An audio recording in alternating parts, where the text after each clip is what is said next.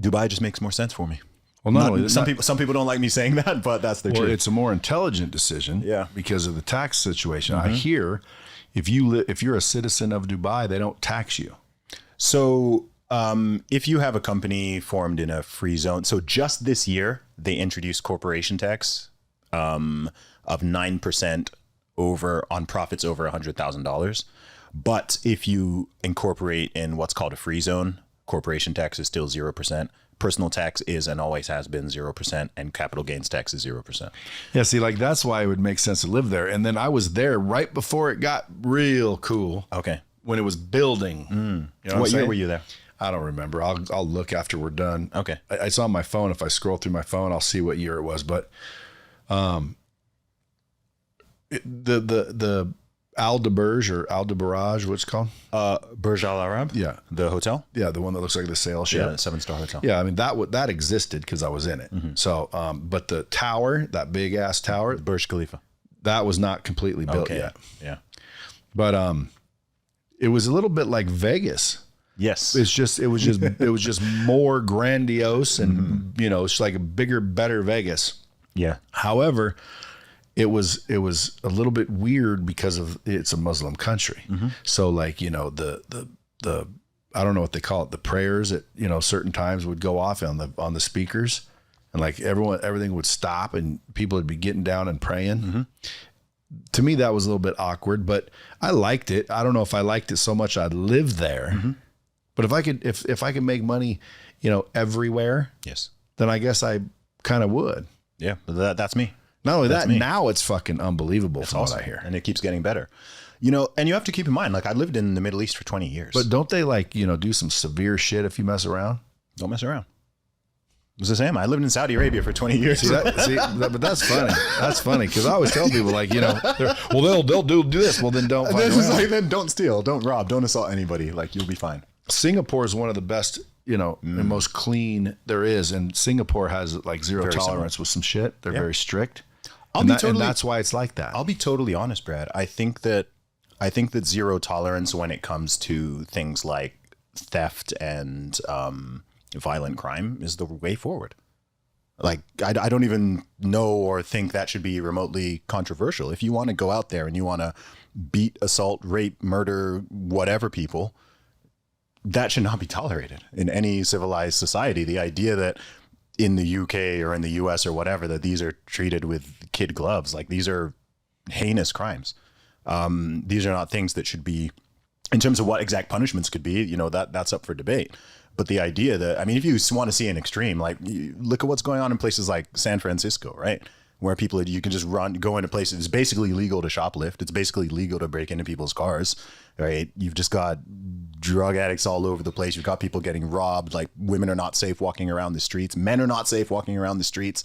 That's insane. And this used to be a beautiful city. And this is one of the most expensive cities in one of the wealthiest countries in the entire world. Like people should be I don't even know how those people live with themselves. Like people in San Francisco should feel such a sense of utter shame that their city. Well, the real ones do. Yeah, but it's the ones that are on drugs and that are benefiting from the ridiculous lackadaisical policy. But they vote for it. They continuously vote for it. Who? The residents of San Francisco. Yeah, they vote for those policies. Do you believe yes, that? I actually do. Yes, no, absolutely. They do not vote I talked to them. They're lying. They're not. There's the most. It's like, do you believe that Joe Biden got more votes than anybody in the history of the fucking United States? If you include the dead people, sure.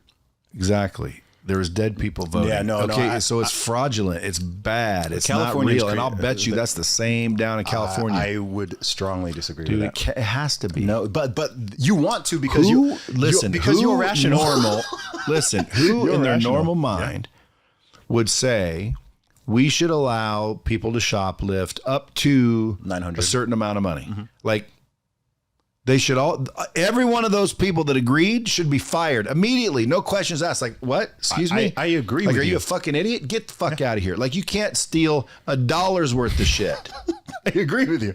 Okay. You can't steal. Like, that's not going away. And if anyone thinks that it should, get those people out of the lawmaking building immediately. And if we're the ones in charge, all the people, well, then everybody listen and pay attention. But you know what? We're not. Yeah, but Zuby, we're not in charge over here in America. They claim to be, but we're not. They're not in charge. We're not in charge. The government, by the way, is the one that's doing whatever it is they want to do. There's country. I mean, I'm sure multiple countries this happens in, but there are huge companies like Pfizer who have criminal charges in the billions and civil charges in the billions, yet they still operate. Oh, they don't just operate. They tried to force people to consume their product. Yeah, but they still operate. Like, what kind of fucking idiot? And I would sit there and allow that company to operate. Like, in other words, if I'm the lawmakers or I'm on those committees, I wouldn't be like, okay, you owe $2.2 billion, and then keep going and don't do that again, friend. Yeah. I'd say, listen, you violated the trust of the American people or whoever I'm speaking for. Yeah. You violated our trust. Your license is revoked. We're taking all of your money and we're giving it to the families that were hurt by you, and you are out of business. It's over. Yeah. Now, if they go, well, those guys could just go open up another company under another name and we wouldn't know and yada, yada. That's another story. I'll try to figure out that loophole when I find it. But for now, you're definitely not going to continue to do business. And that's what they do over here. Like, who's running shit? It's obviously not people with common sense. It's a fantastic question. Term limits. But the thing is, if that's what people really believe to be the truth, then a lot of the criticisms that are levied at other countries become invalid if people think that it's the same situation. Well, don't you think it is? To some extent. Like, why do you think Dubai is so safe?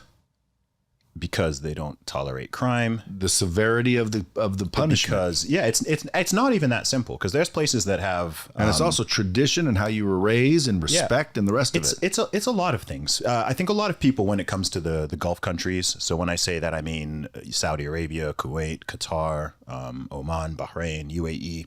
The reason why some people think that it's simply that they have strict punishments, which is the reason why they're so safe and there's such little crime.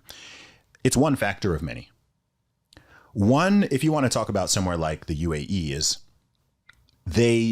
you can't even live there unless you have a job or run a business, right? So there you can't like go, hey, I want to be a criminal, let me go to UAE. Like, no, you can't do that. Like, you've got to be doing something productive and beneficial for society and for the economy for you to even be there.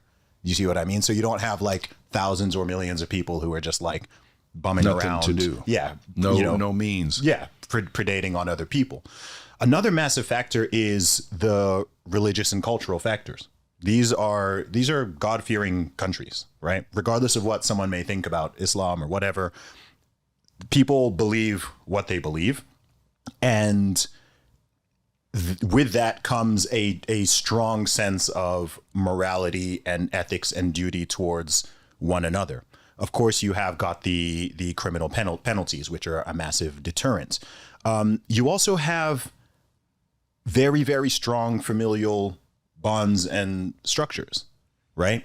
So in some of these countries, if they were to go to like an LA, or they were to go to an SF, or they were to go to Portland and just see the sheer human deprivation, the amount of homeless people and whatever, they would be confused by it. They'd be like, where's your dad? Where's your mom? Where are your sisters and brothers? Where are your friends? Like, how are you out here on the street living in a tent? Like, this is the United States. Like, there's clearly money in this place. Where's your social system? Like, where's your network? So there's many countries where, you can go to poor places where, people might even be poor, but they still have a sense of dignity and hope, because they've still got those familial bonds. They've got their belief in God. They've got their traditions. They've got their culture. They're not so far removed from all these things. So the economic piece might be missing. They might not be financially well off, but you don't get that sort of sense of despair in many places in the world, because the thing that's missing there is money. It's not just money and like everything else that's missing. So those are things that people don't always consider. And, I often tell people, like, there's no perfect place. Everything is trade-offs. There's trade-offs, right? If you're going to live in Saudi Arabia or you're going to live in UAE, there's certain trade-offs. And depending on who you are and what's important to you, some people might be like, oh no, absolutely, I do not want to, there's plenty of people who, you're better off in LA than you are in Dubai. But there's plenty of people where you'd be much better off and happier in Dubai than you are in LA. I just use that as one example.